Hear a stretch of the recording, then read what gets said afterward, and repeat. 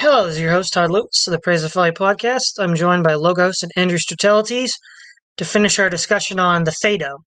Where we left off last time was the intermittent pause, where Simmias and Cebus then ask Socrates a series of questions again to prove his idea that the soul is immortal. So two objections are given. One by Simmias, which says that, well, isn't the soul more like a harmony? And then we have Cebus who says, well, I mean, maybe the soul is separate and distinct from the body, but how do we know without the body it doesn't eventually just radiate away into the ether? So, for example, Simmias is saying, well, if you have like a harp or a lyre and you play that, then you have the harmony, but it only exists in the instrument while it's being played. So then if instruments destroyed or not being played, the harmony goes away with it. He argues the soul is like that. And then Cebus says, well, the soul is sort of like a fire. Once the fire burns out, there's still this radiating heat for a while, but eventually that heat radiates away.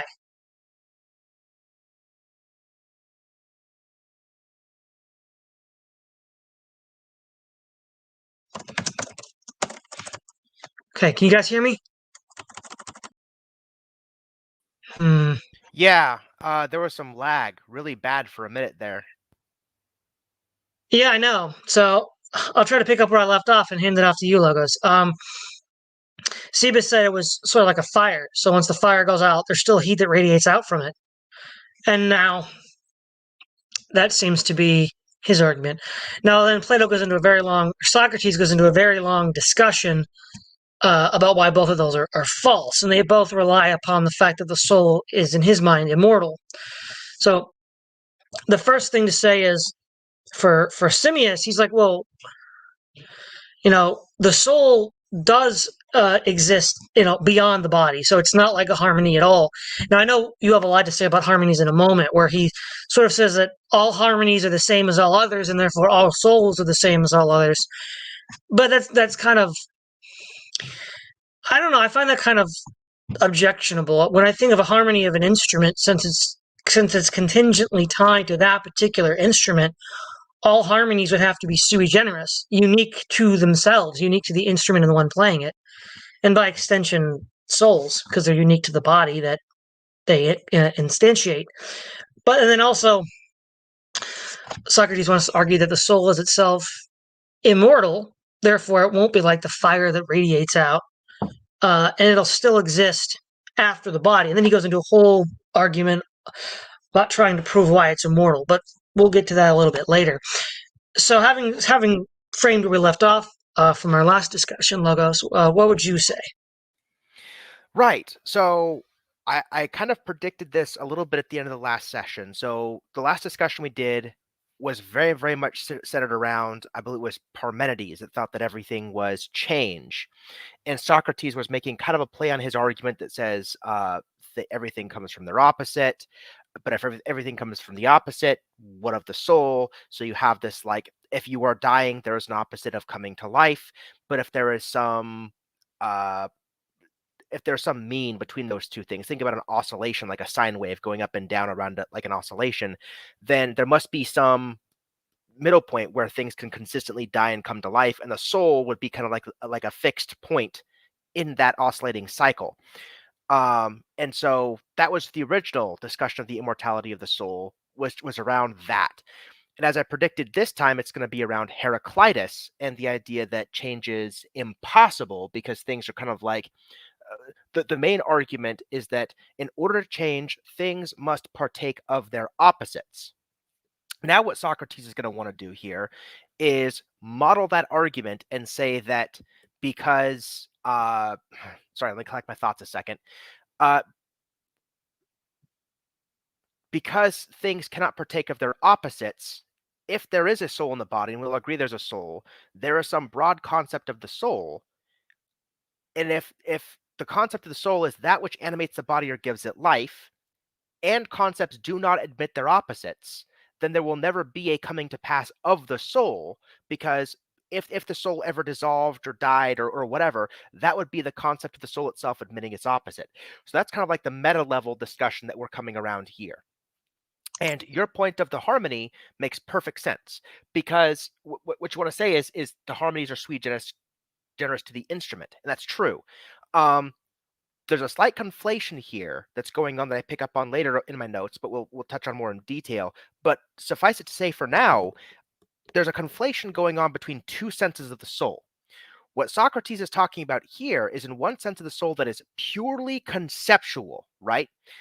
So long as any body has an animus that brings it to life, then so long as any and every body exists, there's an animus that brings it to life, and therefore there is always this thing as the soul, which never admits its opposite, that is kind of always there as a concept, as a form, so to speak, that you can't do anything about.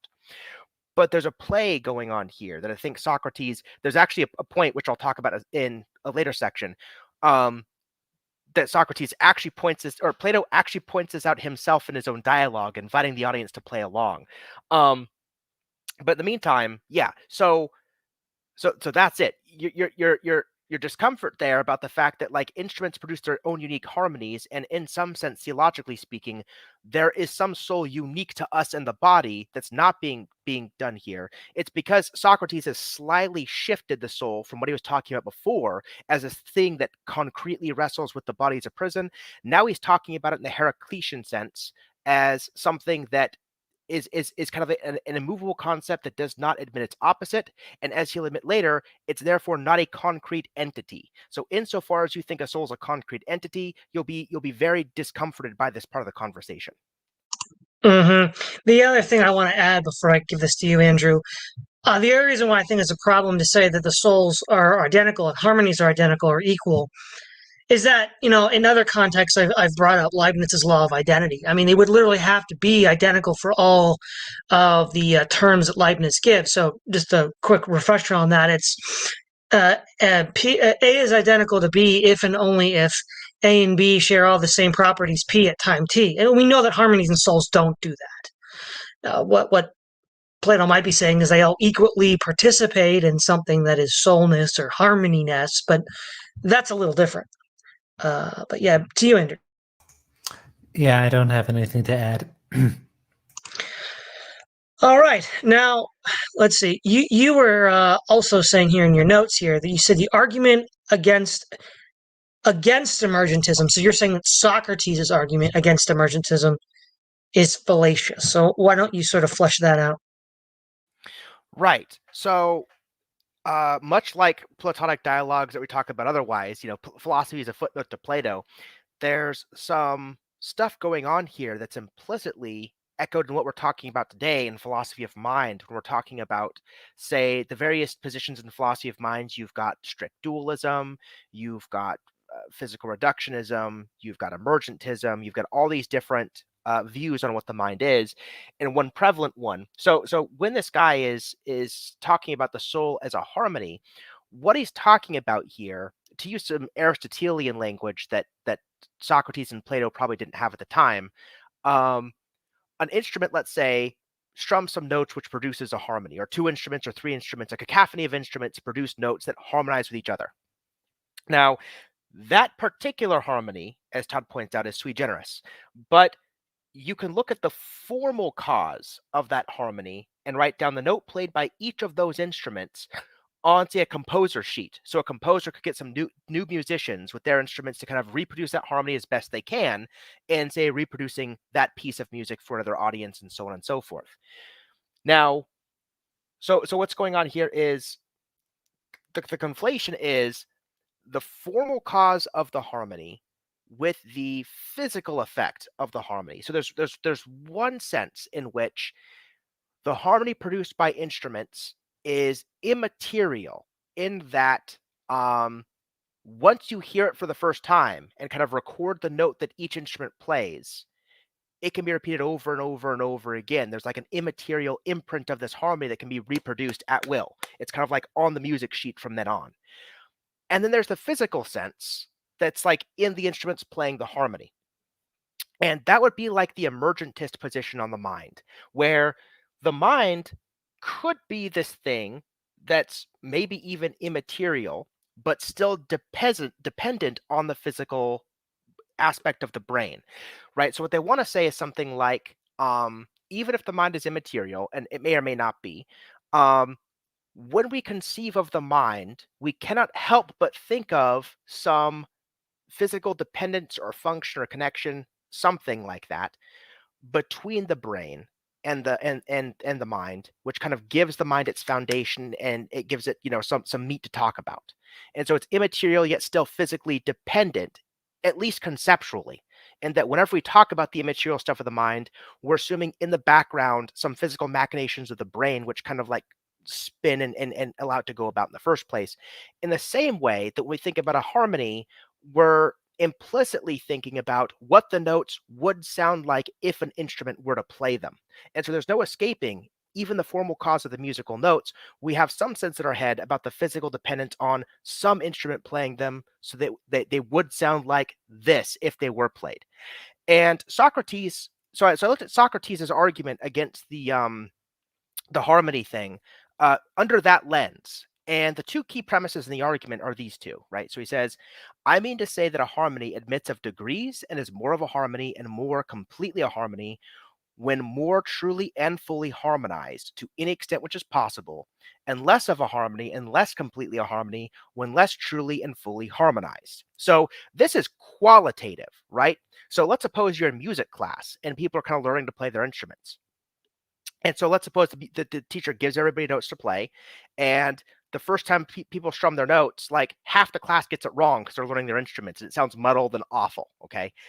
It's still a cacophony of notes played like in unison. They're still trying to harmonize. It just doesn't sound as good, but it's still objectively a bunch of sounds coming together, which is like a harmony would do. So when he's talking about degrees of a harmony, he's making a qualitative judgment.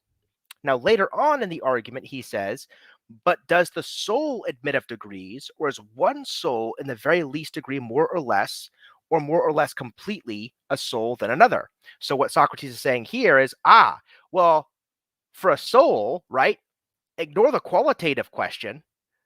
What's going on here is we have this category. There's either an animus that makes the body live, or there's not. It's binary, right?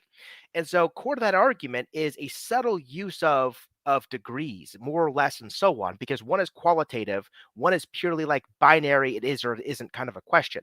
Now, if I was to flip this to Socrates to kind of make these premises cohere, there's one of two things I could say.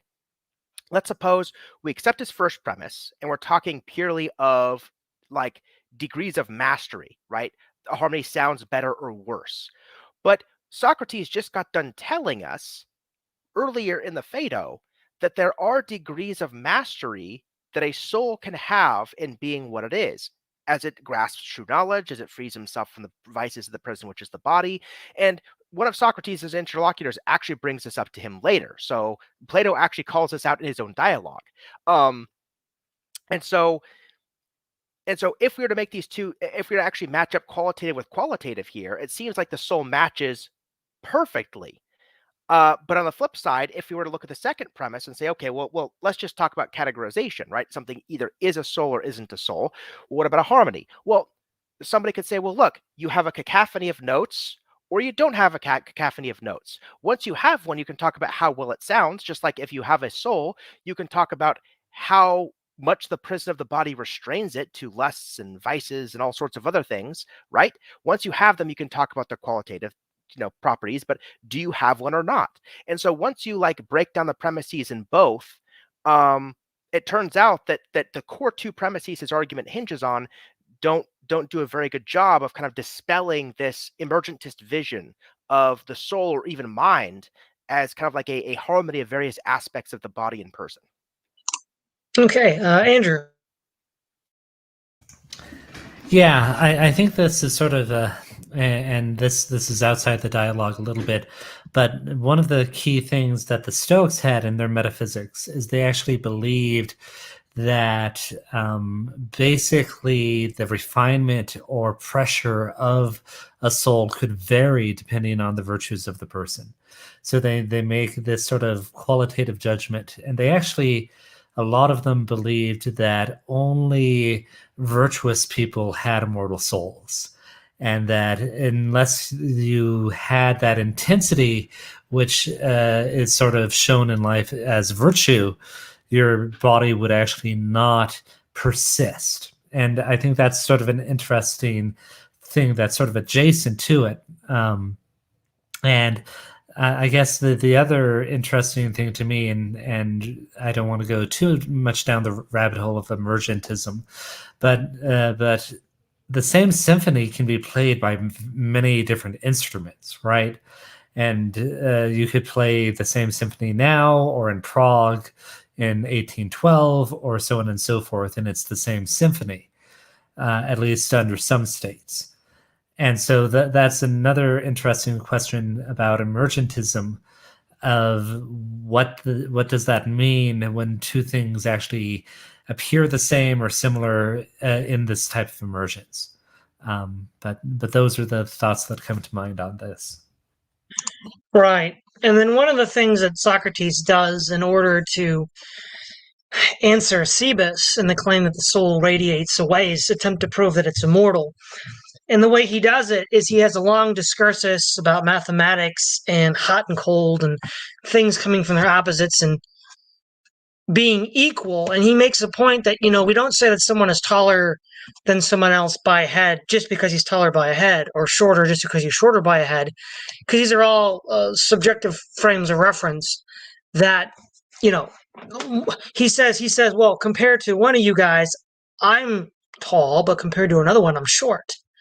And so the point is that there has to be something independent of these concrete examples that allows us to have a useful frame of measurement in order to say what one is hotter or colder than someone else, or taller or shorter than someone else, and that is the soul, or the forms, more broadly speaking.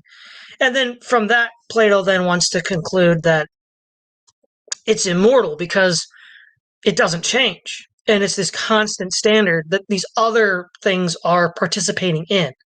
And so there's a whole lot to unpack there, but that's sort of how Socrates moves into the rebuttal of Cebes. Is there anything you want to add up? Yeah, so this is where, let me check my notes real quick and see if I have anything.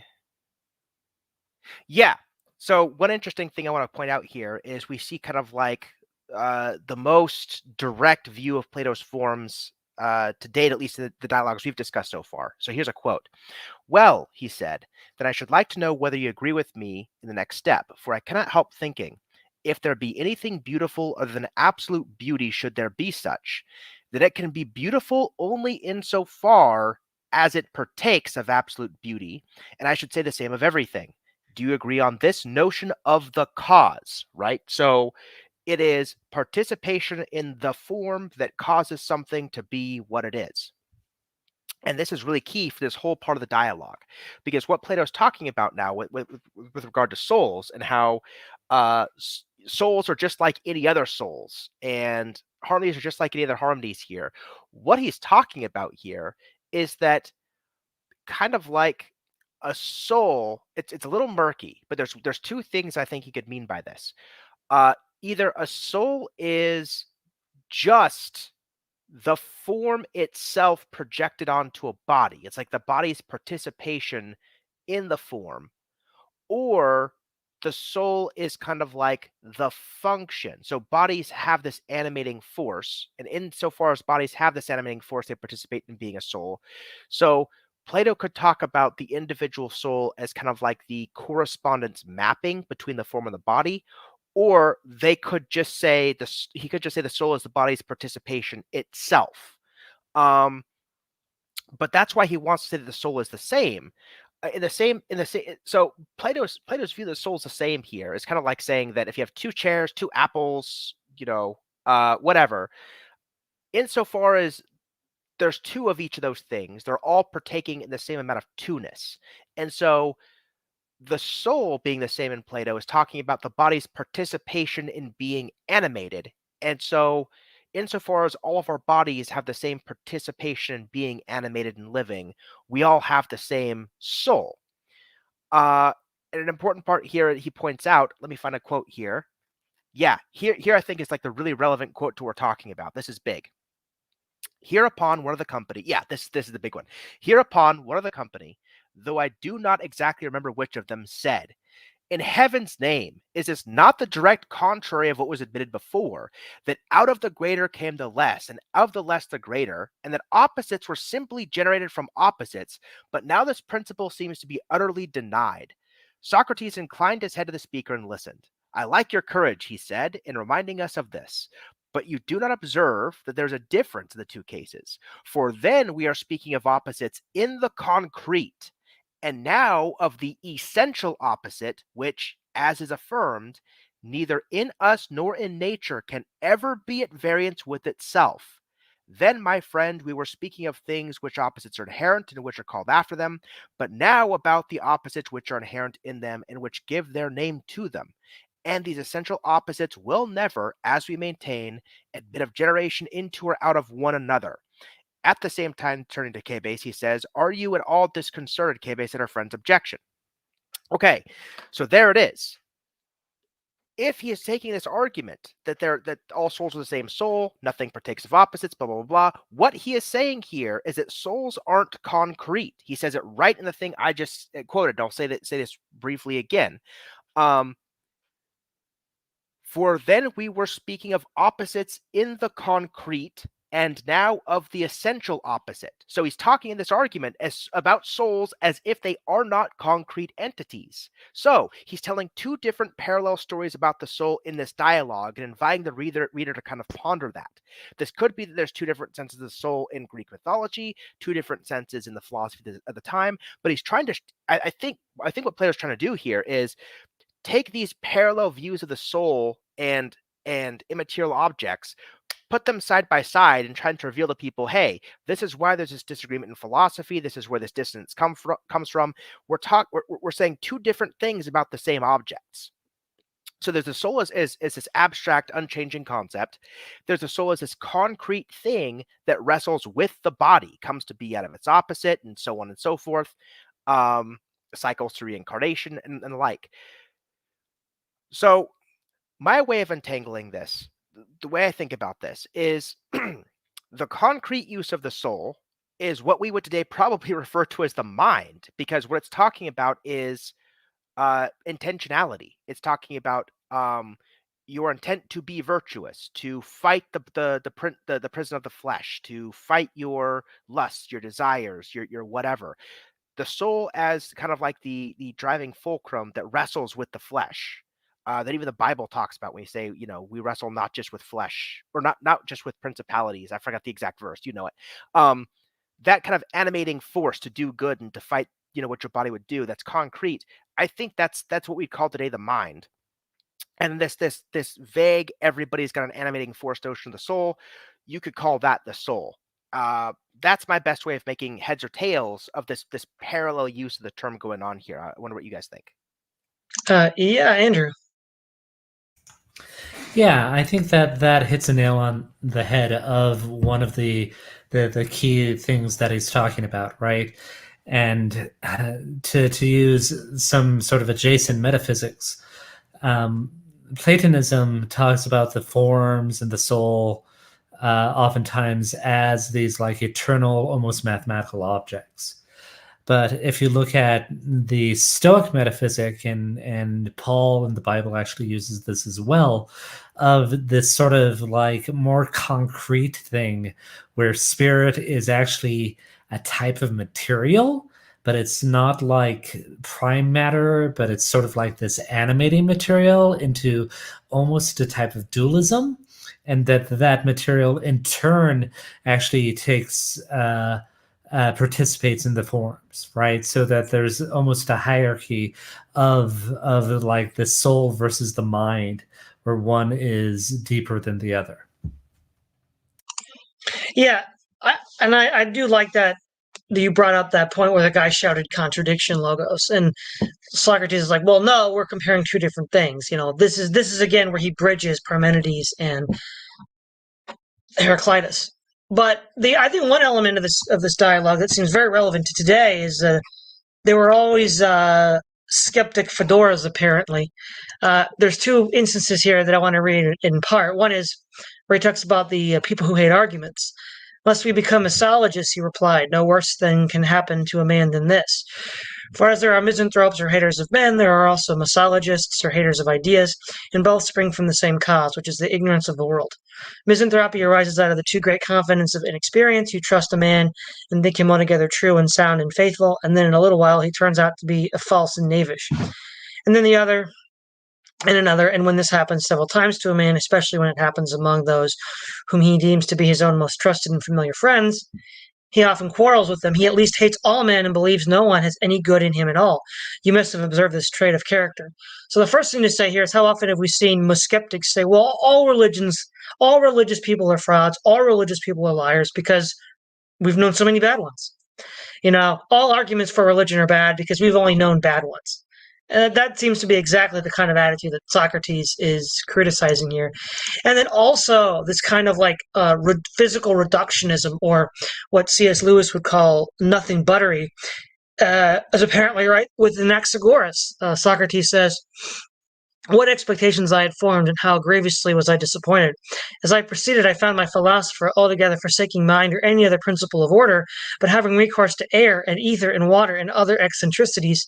I might compare him to a person who began by maintaining generally that mind is the cause of the actions of Socrates, but who, when he endeavored to explain the causes of my several actions in detail, went on to show that I sit here because my body is made up of bones and muscles, and the bones, as he would say, are hard and have joints which divide them, and the muscles are elastic, and they cover the bones, which have also covering or environment of flesh and skin, which contains them, and his bones are lifted at their joints by the contraction or relaxing of the muscles.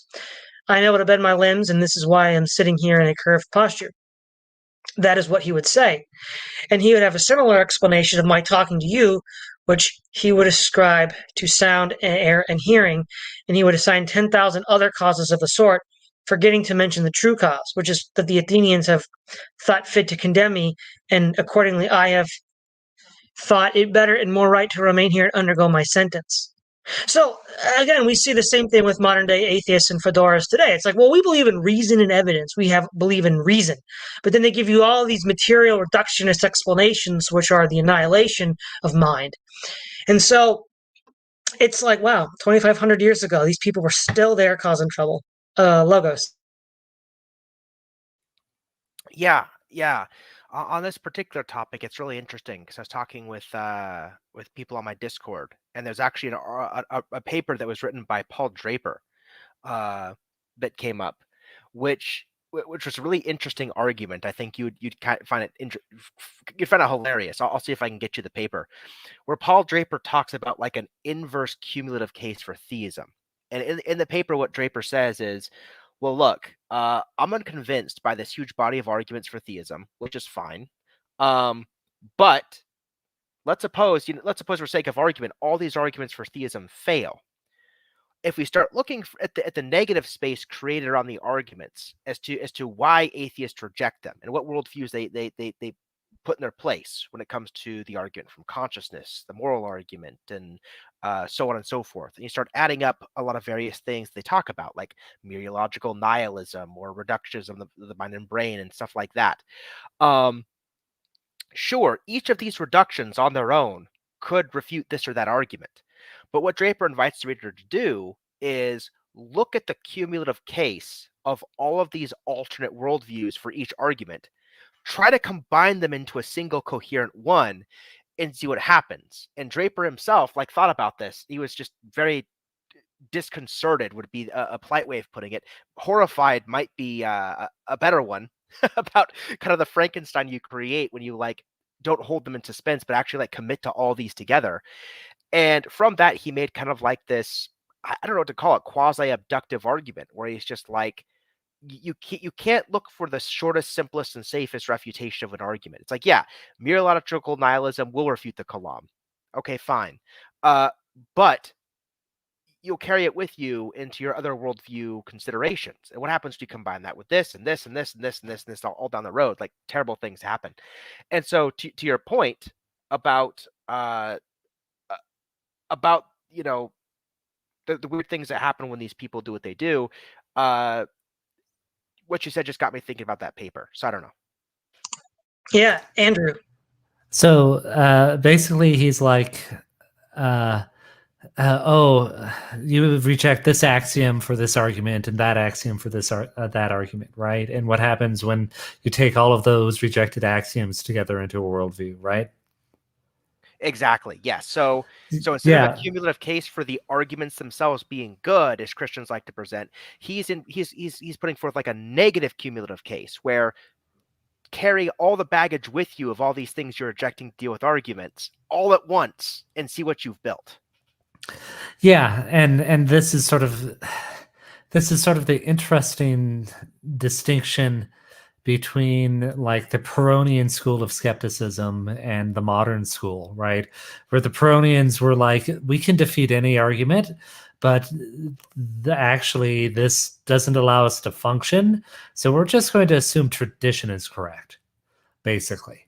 As opposed to the modern ones who are trying to sort of tear down tradition at the same time. It also reminds me of occasionally I'll get in arguments or debates, and someone like will reject the principle of sufficient reason, and then that's like, why are we having a debate if you reject the principle of sufficient reason? Then things can be true for no reason, and we should be looking for like direct experience instead of like reasoning about things, right? Yeah. Now, the other interesting element at the end is there's basically two extended metaphors that Socrates gives, which he even calls myths. One is the idea of the people that live in the sky, that live above the clouds and walk on the clouds. We can't see them, but they're there. And because they're, lighter and pure and closer to the forms, they don't have, they're rational and good. I think that's where he says the gods are. And there's that. And then there's the one about Hades, the underworld, and the journey that the soul takes to the underworld, and what happens to good souls and what happens to bad souls. And it's more like what these really sort of do is after Socrates has made all of his arguments and answered all of his objections. These are sort of like poetic expressions of the truths that Socrates has mentioned. He's not really trying to prove anything anymore. He's more using these, as in his own word, myths, and to illustrate in another way why these truths are true. And I think that's interesting because if you look at, say, uh, Tolkien, when he was trying to convince Lewis out of his atheism, he said that Lewis says that, oh, that's just escapism. Fantasy is just escape. Myth is just escapism. And Tolkien's like, well, it's escape, but into what, right? You can escape into more nonsense, more clown world, and like by all sorts of modern day entertainment and stuff, or you can escape into something more real, which you don't currently experience, which is why Tolkien wrote The Lord of the Rings and why Lewis wrote the Chronicles of Narnia. We can also circle this into the idea of the noble lie with the Republic, which we haven't got there yet, but it's the same idea. We could take him as a lie, as an act of deception, which is one way people have taken it, and that makes Plato seem a little dodgy. But maybe another way we could take it is that Plato's telling us the true myths. These aren't meant to be taken as literal events that happen, just like Aslan and Gandalf aren't, literal things that happen, but they do point to something that did happen. Andrew, what is your thought on that? Yeah, and I think that Socrates, especially as articulated in Plato's dialogues, really is effective at this, right? And he might even be an example of this, right? That Socrates himself is semi-mythological inside of Plato's dialogues. So I think that this is actually a way that Plato is articulating probably how Socrates taught him, right? All right, Logos, anything to say on that? I'm a Philistine, so nope. All right.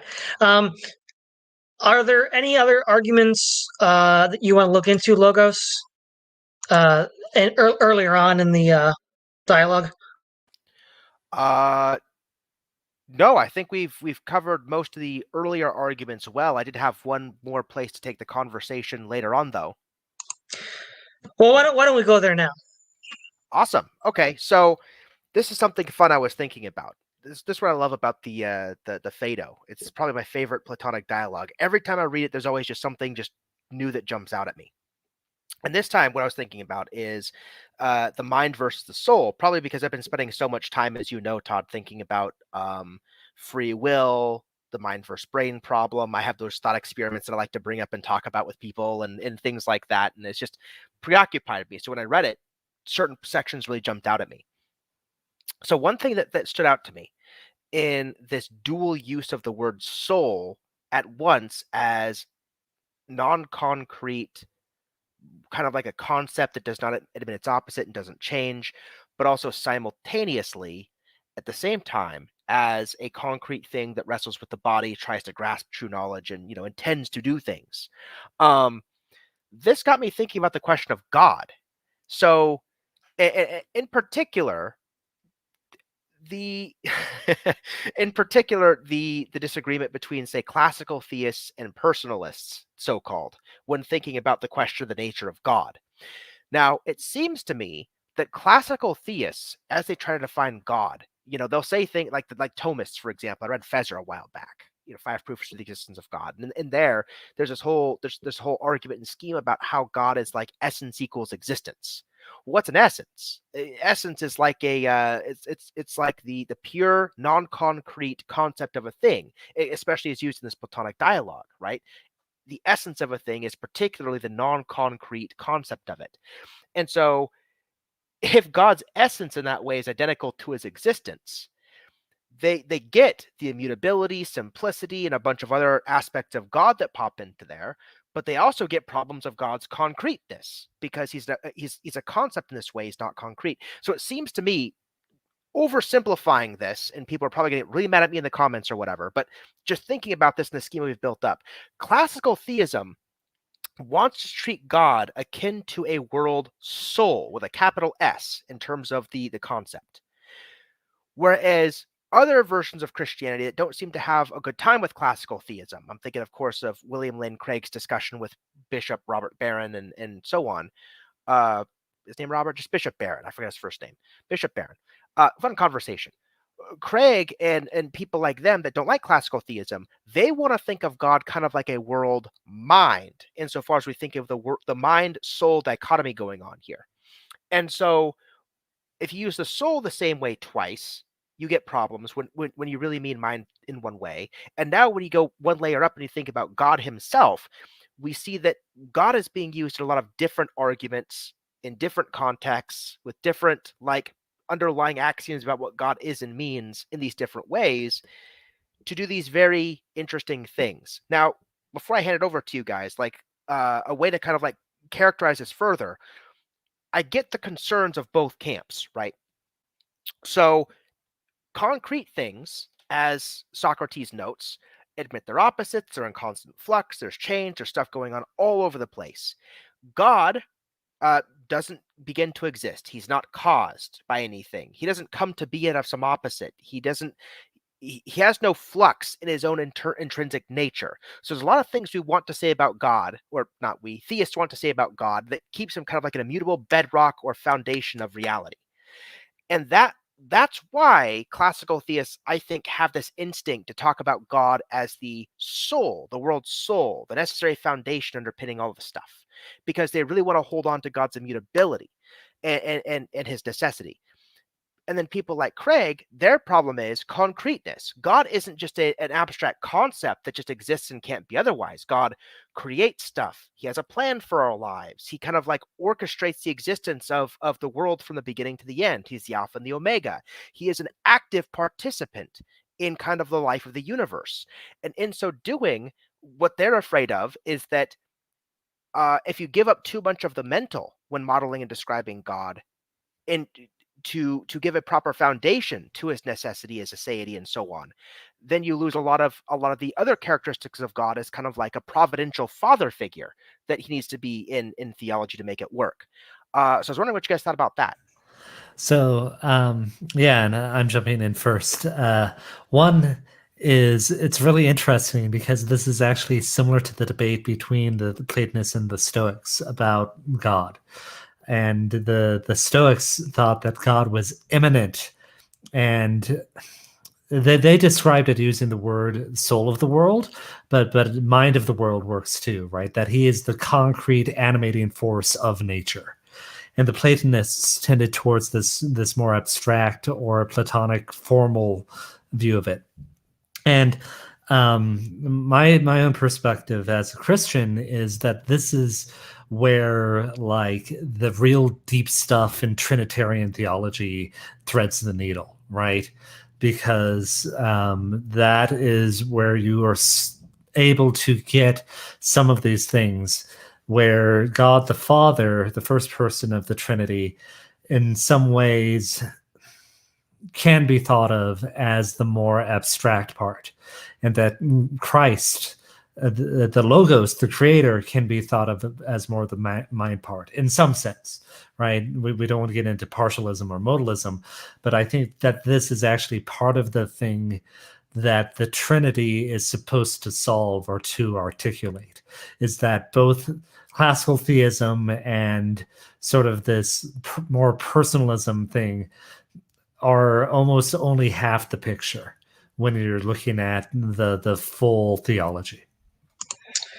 Yeah, I tend to gravitate to the idea of God as mind, God the architect. And of course, God as logos is used directly in the First John. So or rather the Gospel of John. And what I would say with the classical theist is I would want to preserve the fact that God's essential nature and essential qualities can't change. So, for example, when James says that God does not tempt you and cannot tempt you, or God can't lie, then yeah, that's never going to change. But if you take the problem that I have with classical theism is I think it goes too far, because then God can't act, and how do you have the incarnation? That was one of the things that William Lane Craig brought up in the debate with Barron. But on the other hand, I guess if you go too far with a kind of personalist argument, God becomes too changeable. So I would want to be somewhere in the middle. I'd want to affirm the fact that God's essential qualities and nature don't change, but that God himself will change how he behaves relative to other creatures. Not in the sense that he's changing his fundamental nature, but changing in the way that say parents would change in the way they treat their children at each stage of the child's development. The way they treat them is good. Hopefully, I mean it can be. There's good ways of treating a child all the way up through adolescence to adulthood, but they do change over time in relation to the one changing. So I would argue that God does not change intrinsically, but God does change extrinsically. So he changes how he relates to other things, whether it's creation with the curse of the fall, or whether it's how he reacts to humanity. But it's not so much that God's operating procedure changes; it's that the change occurs in how he treats humans as they make choices. And so the response in one context wouldn't be appropriate for another. That's what I'd like to say. Anything you want to add more to all that, Logos? Yes and no. Unfortunately, we're kind of nearing the end of the time, but I could probably go harp on this thing for another 45 minutes easy, because it's such an interesting topic. It's So not. I think at that point maybe we'll just do another video on that topic. Oh, of course, yeah. I would note that as one last closing remark, kind of on this stage of the argument or discussion, it's not merely how God changes and interacts, which is an issue here. There's actually a fundamental implicit causal assumption going on in the dialogues that forces a strict dichotomy. Concrete things are impermanent, come to be from their opposites, are very, very cyclic, and so on and so on and so forth. And that's like a category. And then Plato has this other category of conceptual, permanent, immutable, non-concrete objects. Now, insofar as God, so if you accept the dichotomy, insofar as God is permanent, he can't be concrete. And insofar as God has a concrete mind that makes plans and machinations and creates stuff, he would have to ultimately be an impermanent kind of like going with the flow of flux kind of thing. There will be an opposite out of which that God will come into and come out, come into being out of, and so on and so forth, and kind of like a cycle. And so I understand the Christian theological aspects you're getting into about like, does God the person changes? Can God be evil or lie to you or things like that and so on? It's actually a more fundamental question of God's very ontology itself, insofar as Plato strictly divides these categories in like a law of excluded metal sense. Go ahead. Oh, go ahead, Andrew. I'm done. This is actually related to a thing from systems thinking. I forget the rule, but basically it is that any system that divides up things into categories, if it is not a perfectly if it doesn't perfectly articulate the world, basically you'll end up with things that appear to be in multiple categories, right?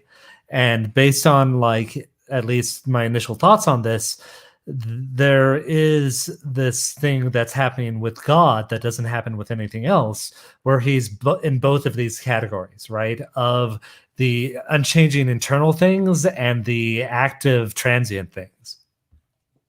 Exactly. That's exactly where I was going with that.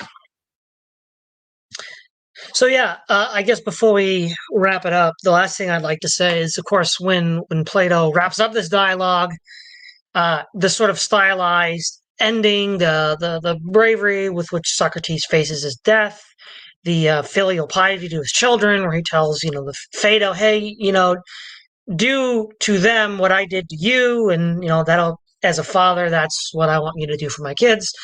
And then, piety to the gods, that last little jab at the Athenians, I owe Aesculapius a cock. It's like, look, he was faithful to the gods all the way to the end, which is sort of like the little jab at the accusation that he was impious to the gods. And yeah, that's wrapping up the Phaedo. Is there anything you want to leave us with, Logos? No, I was very happy. Well, sorry, yes. I was very happy to read this dialogue again. It was probably one of the most formative things I've ever read. It got me into and out of some very dark times in early adulthood, and it's always nice to come back to and contemplate this thing every time I do, every few years, because there's something else on my mind.